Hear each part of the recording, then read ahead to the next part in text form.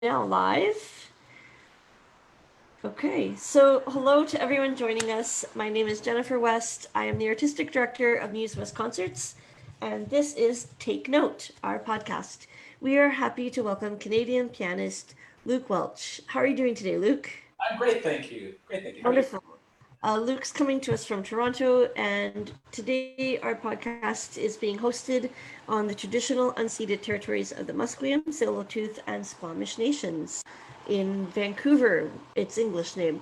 Uh, Luke, what's your program for us tomorrow? What are you going to play for us at your recital, which, by the way, is at 6 p.m. on Saturday and 9 p.m. Eastern? What are you going to play? So tomorrow I'll be playing two Chopin Nocturnes, Opus 27. I'll follow that up with Brahms's Opus 119 set, the Klavierstück Opus 118, number 1 to 3. And I'll be finishing the program with Schubert Sonata in A minor, D784. That's a fantastic program. Some of my favorites, especially Schubert. Anybody that's followed our series for the last 7 years knows that Schubert is one of our favorites. Okay, that's amazing. That's one of mine too, absolutely. So it's great that, there's some Schubert bands out there. That's amazing. He's phenomenal. And I just wanted to, we're going to record now, so we'll reintroduce ourselves. Always forget to push the record button. So Luke, are you using your phone or your computer? I'm using my computer right now. Do you have a phone beside you where you could record the audio of your conversation? Yes. Because we're going to get this edited for audio too. Okay, well, that's amazing. Yeah, so we'll get an audio podcast as well. Let me just get that going as well here. QuickTime. And you can just send me the audio after. If I can figure out which one it is to use. Voice memo. That's always how I go. I know usually I have a voice recorder on my phone, but it's a new phone, so I'm not sure if I have. New phones are fun. I'm just randomly pushing buttons. Some sort of device. Good time, no worries. I'm sorry. No problem. Let's record it. Maybe I'll. No, sorry. I don't think. That's okay. You can record on your computer too. Okay, yeah, maybe I'll try that then. Okay. Are you recording on your computer? Yeah, I think it says that you need to accept it though. Oh, I'll record from Zoom. Do you have QuickTime on your computer? Because if you have QuickTime, you can record audio. Oh, I don't.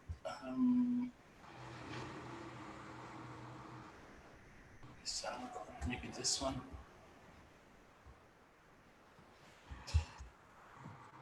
If not, I'll just give them the whole recording, but it's better if it has the voice from where the person is sitting.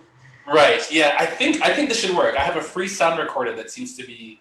Awesome. Yeah, I think it's working. Okay, so let's push record, and I'll just reintroduce you again. So here we go.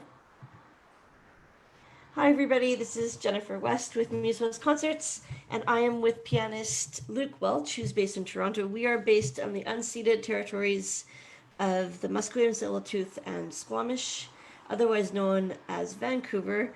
And Luke is going to play a program of Chopin, Brahms, and Schubert for us tomorrow.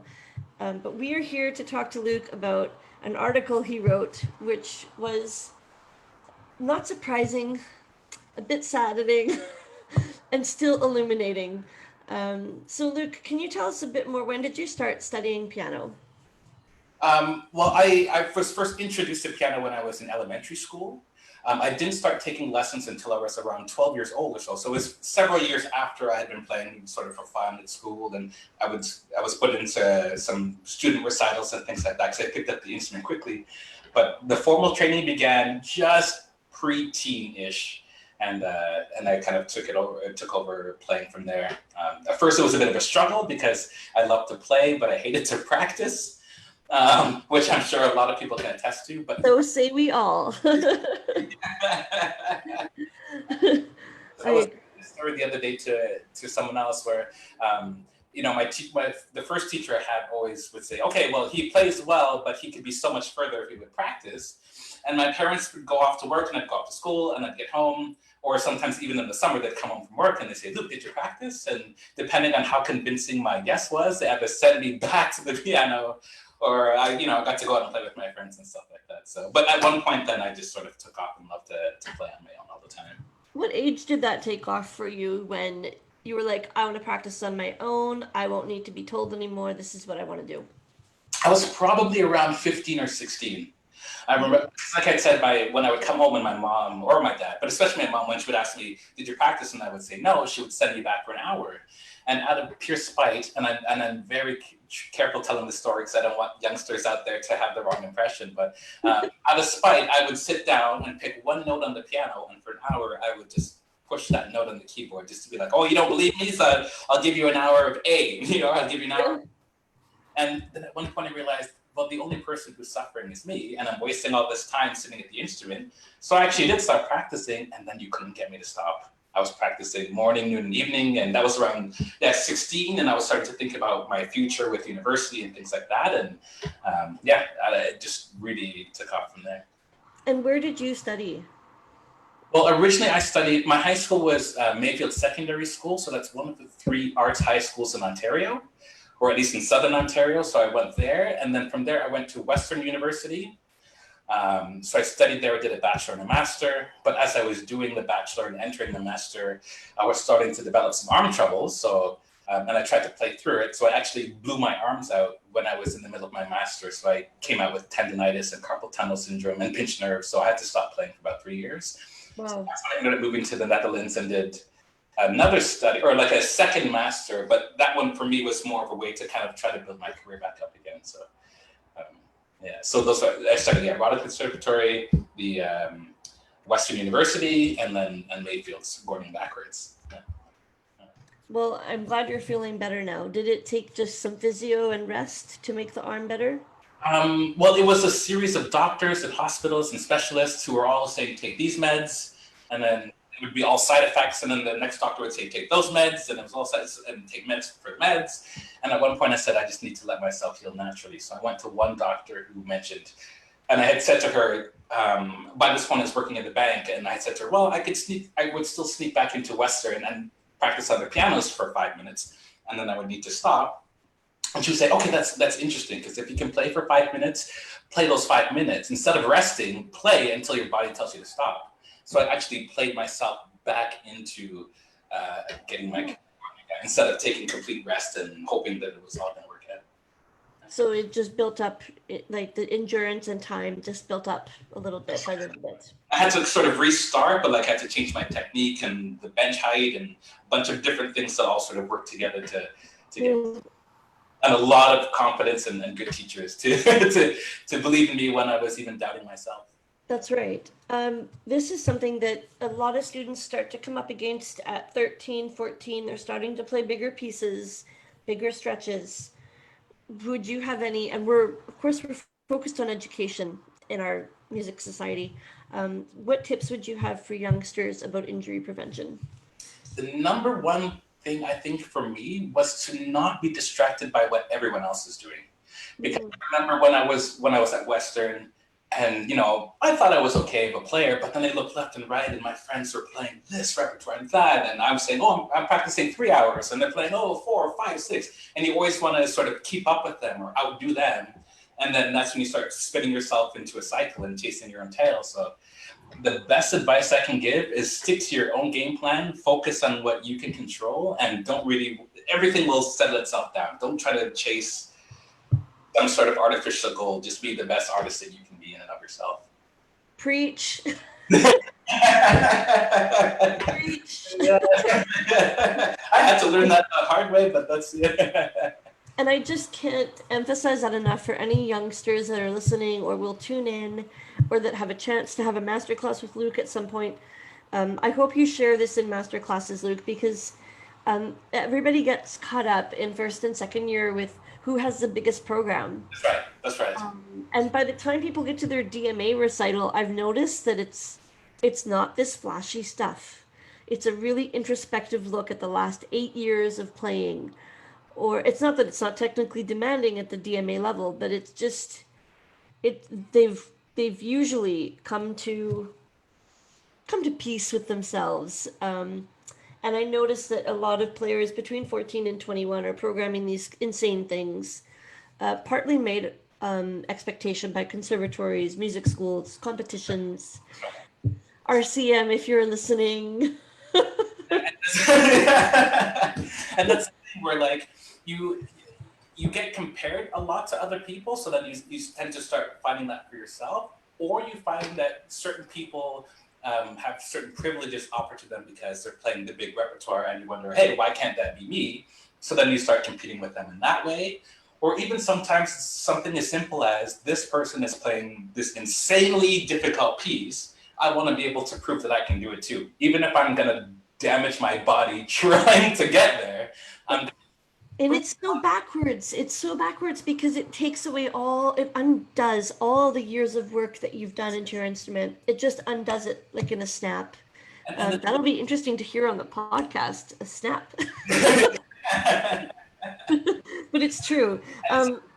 Also that like you realize that at one point audiences don't really worry so much about who's playing the most difficult stuff. They just want to hear you and see you and you listen to good music and just enjoy themselves. So you don't really need to worry about these sort of extra pressures as much as you think that you need to. You know?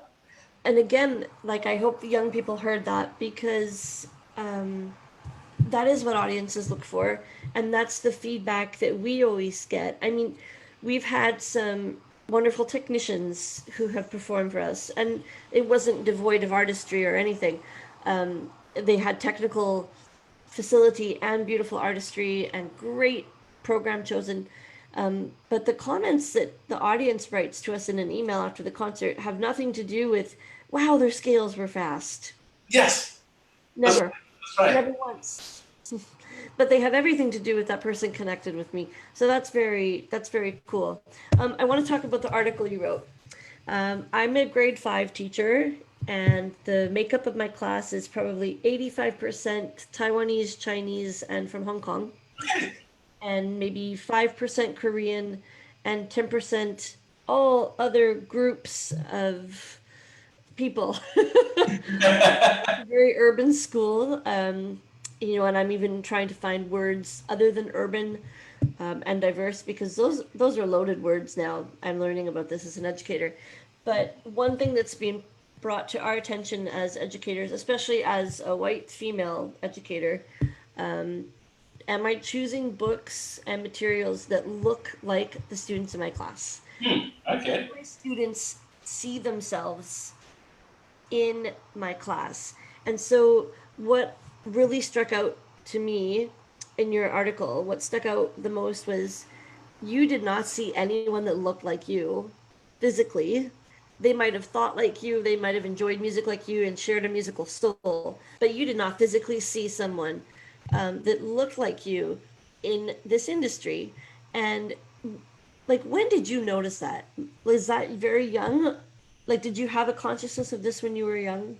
No, and that's also what I wrote in the article. I didn't notice it until, as I was telling you, like when I sort of made my comeback in Rotterdam and was getting myself a job and I was playing more concerts, and people would say to me, wow, I don't see people like you on stage very often. And then suddenly it dawned on me, you know what? Yeah, I don't see other people like me on stage like that either. And then I started thinking back, even when I was studying, I didn't have my other Black piano friend. They were all classical friends, and they're all great friends of mine. And we still remain great friends to this day, but none of them look like me. And then I started to realize it wasn't even Black males, it was even Black females or anyone even remotely close, just were not part of these programs. And that includes all of the master classes I would go off to in the summer, and these are competitions, these are everywhere. So it's not even to say just at my school, it was a sort of industry-wide thing that I noticed. So I became cognizant of it a little bit later than probably I should have been.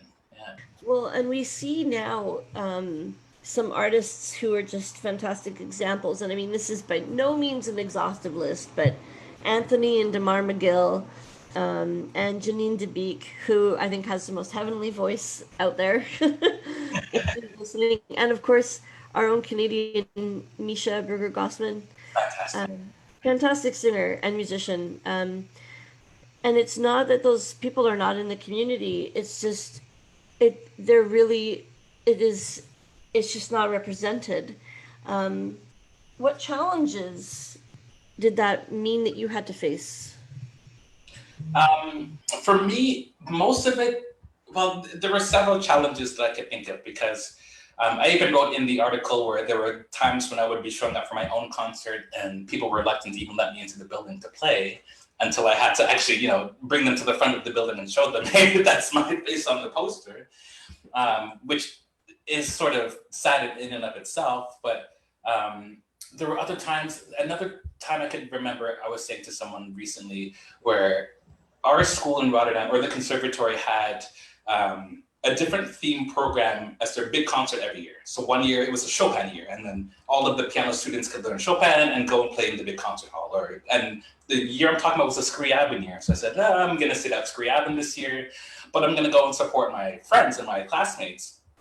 So I go to the venue, and it's intermission, and I'm heading off to the washroom, and one guy pulls me aside, and he's saying, "Oh, so do you like this kind of music? Do you understand it?" And he was trying to sort of break it down for me. And I'm like, I have 2 masters in music. These are my classmates. I should be explaining to you what's going on. But just because he had seen me and I don't look like anyone else in the audience, that he felt it necessary to, he probably thought he was trying to help, but in and of itself, you can tell that that's sort of, hints of condescension to it. So, And I'm just struck by how gracious you are in telling these stories. And I just see that as a very, like, that's a strong quality towards reconciling some of this racial inequity and racial injustice. But I've been reading and learning a lot, hopefully, and I want to acknowledge that I'm hosting this podcast as a, cis, straight, white woman. Like on the pyramid privilege, it's up there, and I'm very aware of that. And it's like the emotional labor that you have to do to show somebody, dude, I'm the one on the poster for tonight's concert. that's right. And The difficulty in those situations is to not overreact, because then you put yourself behind another 8 ball that you're not meant to be behind too, So you got to find a way and this is, I think, why I'm relatively confident and calm talking about it, is because like the second that you huff and puff, then you're falling right into these stereotypes and into certain traps that people are expecting you to fall into. So you got to stay sort of, pick your battles and stay on top of that, And think about the people coming in behind you. Yeah. and I think this is a battle that has been brought to our attention. And a lot of us studied what happened in the civil rights movement, and we're inspired by MLK, we're inspired by Malcolm X, by the recently late Senator John Lewis. Right. And if people have not read his op-ed in the New York Times, penned 20 hours before he died, y'all need to go read it, because it was just a stunning, like, call to justice, and it was so lovingly penned. I couldn't even believe it. And I think this is a battle that, like, we need to help people to fight, because we have a lot of cultural capital. People with privilege have cultural capital and need to be able to offer that, and also to do our own learning.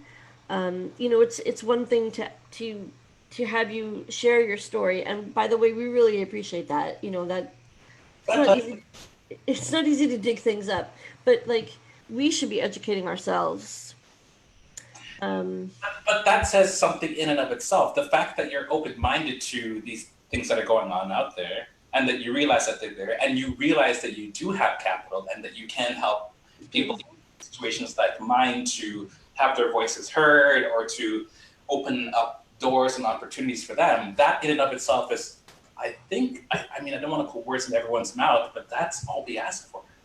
That's all we ask for. That's the name of the game, And the difficulty is even just reaching first base, like in this case, you know what I mean? So Yep. I appreciate you and those sentiments as well. Absolutely. Absolutely. Well, we've got a long way to go, because our programming is still, it's hard to know whether to have, like, insist on programming certain things, or insist on programming certain composers. Do we dare do that because there's a reaction to being told you have a quota of things? It's very complex to navigate. Do you have plans to program uh, composers that are marginalized? Yes, that was actually something, especially during this COVID time, that I'm thinking about doing. I'm challenging myself to maybe make another recording soon, but I would love to pick music from marginalized composers, performers, people who were significant in their day, and somehow those chapters are being glued together. They need to be resurfaced. They need to get their airspace along. Because I mean, there's only so many performances of the Appassionata we need to hear. There's only so many performances of, Chopin First Ballade that we need to hear. What about the people who are that were also as significant in their time, but now are completely sort of twisting in the wind? So that's definitely a goal of mine, is to get that music out there. And Beethoven wasn't the only person writing at that time. That's right. That's right. That's the thing, is like But that we means love we love Beethoven, and there's no reason to not love Beethoven. It's fine to love Beethoven, it's fine to love Brahms, it's fine to love Chopin. It really is. And I think that a lot of people feel like it's either throw the baby out with the bathwater. You can have both. yes, yes. Are there any composers you recommend that our audience listen to? From this sort of, or just in general. In general, any era, marginalized composers. I mean, Samuel Coleridge Taylor would be one. There's another name. Oh, I just have a big stack of his music. I can't remember his name off the top of my head. He wrote a lot of famous pieces, an American composer. And a lot of his writing is fantastic. Like, Wonderful. blind guy too, but he was a superstar pianist. And I'm even embarrassed that I can't remember his name off the top of my head, because Problem. If you find it, let us know. We'll put it in the comments. I definitely will. But these are definitely composers and human beings who I think definitely deserve their due space and their due airplay. Yeah. What would you tell, maybe we'll start with conservatories. What would you tell conservatories? We'll go with them first, or music schools. And what would you tell arts organizations how they could help marginalized people right now? And particularly maybe the Black community, because I feel like the analogy has been used: if a house is on fire, you use the fire hydrant for that house, not the house that's safe. That's right. And right now I feel like the house for Black people, especially in the United States, but also in Canada, because I'm reading about what the Toronto police do, and I am shaking my head every paragraph. I am reading The Skin We're In by Desmond Cole, and I'm just shaking my head because It's been like that for a long time. It's been like that for a long time. it has. So what would you tell a conservatory, and what would you tell an arts organization? How can they be an ally? Well, there's two things I would think. One is that they should consider employing more people of color on staff. So you have people for the youngsters to look up to, and you have sort of different voices from the outside. That would be one perspective. And again, if you're only cherry picking the people who are quote unquote at the top of the pile, some of them fizzle out, some of them don't. I would never consider myself someone who was on top all the time. If anything, I would even call myself a bit of a late bloomer in terms of my musical career. And I think that they should also consider people based on their as a prospect. That they don't necessarily need to be a finished product coming into the conservatory, into the university, that you can work with people who have the talent there. You can see that they have the work ethic, more importantly than anything else, and just give them the opportunities to be successful, as opposed to just always trying to find the next big wunderkind or something like that. So. Oh, you could say that louder for the people in the back. Yeah, I can't agree more. And I think that like when I consider who gets into Curtis or Juilliard, these are finished products already. Yes, yeah, they're already professional musicians, so like they're not learn much. And you also need to consider that even when in the hiring process, they try to structure things in such a way that only certain people will have those opportunities, you know? And it's a shame that even with all the experiences I have and all of the students I've worked with, all of the countries around the world that I've performed, that they still just have this such a narrow criteria that, again, so few can jump through. And then you're just taking away opportunities for all these other people who can lift up the community together. Yeah. It's true. And I think that from our side, we are trying to provide lists of repertoire to consider. That's true. Because some performers come to us with a very set program. Like next year, we're having pictures of an exhibition. Okay. I'm so excited. That's a fantastic piece. Fantastic. It is, and it's going to be played by a fantastic pianist, and we're really excited. And you know, I don't say we need to throw out pictures at an exhibition, actually, especially since it has particular comments on mental health.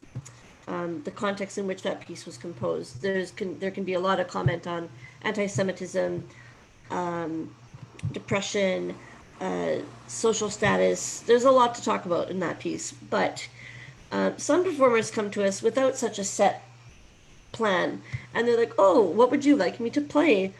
And I think that we need to have something ready for them that's like, "Have you considered?"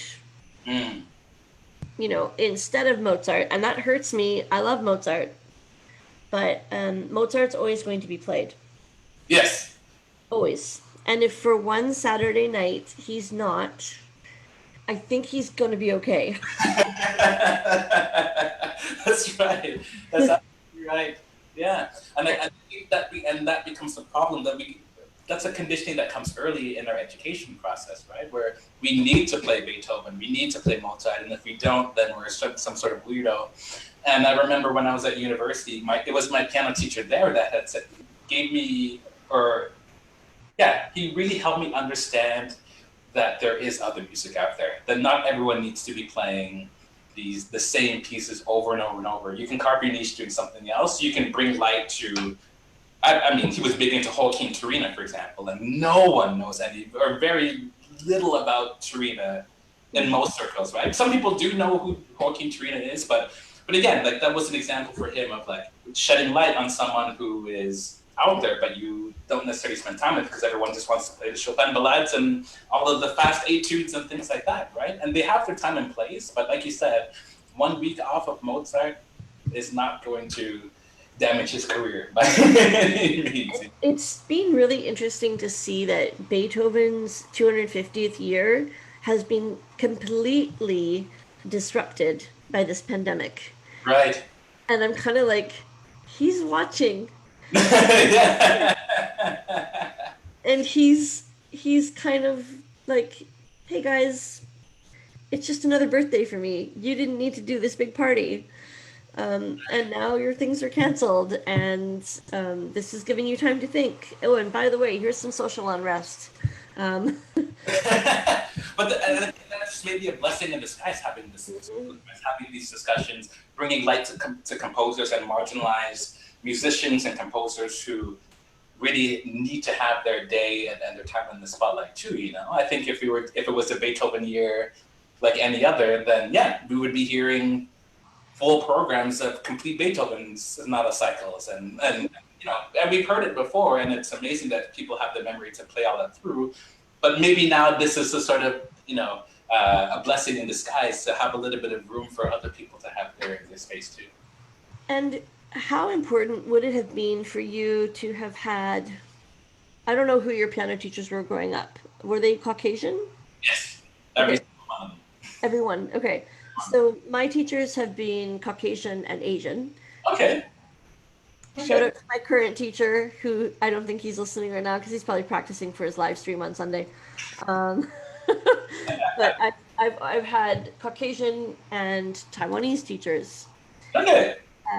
So it's, you know, I've seen myself in my teachers because some of them have been white.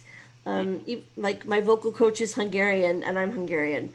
So I got you. not only do I see myself, but it's like, oh, we both have these tendencies. Oh, yeah, that's why. And I just, I'm imagining for a young child of color who doesn't see themselves reflected in the repertoire choice or even what their teacher looks like. That's hard. It is in a way, but I think what made it easier was that they didn't treat me as the other.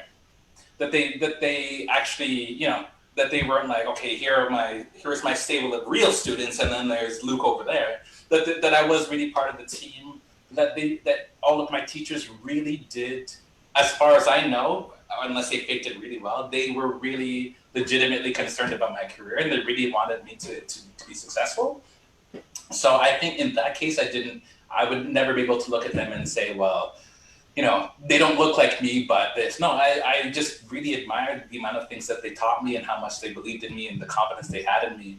It was more, and I think what helps in that case is that now I'm able to turn to my students who look a little bit differently than me, or even some people who do look like me. Now I have an opportunity to work with younger students of color, and I can make it cool again, that I can release a little bit of the fire and brimstone because I don't look like the typical classical musician. I don't necessarily talk like them. I can talk to them about sports and we can talk about this and we can be a little bit silly, but they also get the gravity of music in general and classical music as a whole. And I'm paying it forward in that respect. It doesn't always have to be a sort of black and white issue. No. And like I said, this is maybe why I figured it out later because my teachers didn't treat me as the other. But then, yeah, you do realize that over time that you have to leave your little bubble, whether it's university or whatever it is, and you start to realize that you're just another person. Like walking down the street, I can't tell everyone, hey, I'm a classical musician, leave me alone. I'm just that guy walking down the street. So, or like I said, going into the venues, or I remember once I was playing in a concert.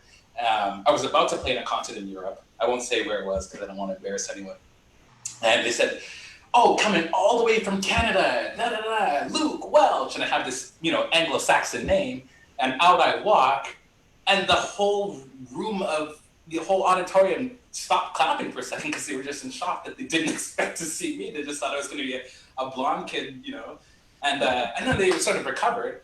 But by the end of the performance, it was one of the most memorable performances I ever had. Like they were such a sweet audience; they were so receptive. But again, that shock it reminds you that people still see you differently than you see yourself. So. It's true, and that's the part that's so challenging. But if people are looking for ways to educate themselves in the classical music field, we want to recommend Vancouver Bach Choir's executive director Nina Horvath put together a playlist of choral music by Black composers. So if folks are wanting to educate themselves more, that's a place to start. So it's all it's available to people that want to do the work. That's right. And this is, I have to emphasize, it's doing the work. This is important. It does not gonna sink into your head by osmosis. Y'all gotta think, y'all gotta read, listen, watch some videos, watch a documentary or 5. Yes. And this is why it's going to be up to people like me now to start shedding more light onto these people, because now we have hundreds of years to catching up on. Everyone knows who Beethoven is, whether they're a musician or not. Anywhere around the world, you can say Beethoven, they know he was a composer, or Mozart or Chopin. So it's now up to us to make some of these other people who deserve it household names as well, and even if they don't necessarily know all the pieces by heart, they at least know that they exist. It's true. And, if you know of any resources, please let us know. And we will definitely pass those on. It has been a pleasure to host pianist Luke Welch. If you've tuned in, you might not have heard the introductions. I'm Jennifer West. I'm the Artistic Director of Muse West Concerts. This has been a fantastic episode of Take Note. We were with pianist Luke Welch from Toronto, and we hope you will join us for his performance tomorrow. Thanks again, Luke. Thank you very much for having me, Jennifer. I look forward to the performance tomorrow, and I will see you guys all soon. Thank you. So